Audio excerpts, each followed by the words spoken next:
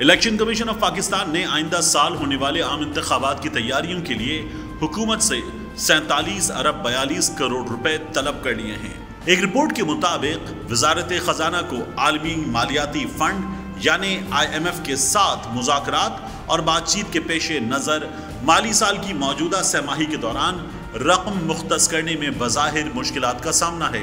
जबकि वो इस दौरान होने वाले अखराजात में इजाफे से दो चार है। इलेक्शन कमीशन ने सितंबर में तनख्वाहों की अदायगी और मामूल के दीगर अखराजात को पूरा करने के लिए जून में मंजूर किए गए 6 अरब 30 करोड़ रुपए के आम बजट के अलावा ज़िमनी ग्रांट के लिए वजारत खजाना को केस पेश किया, लेकिन वजारत खजाना ने यह दरख्वास्त मुस्तरद कर दी है और इलेक्शन कमीशन से कहा है कि वो अपनी समरी के साथ काबीना की इक्तिसादी राबता कमेटी ECC से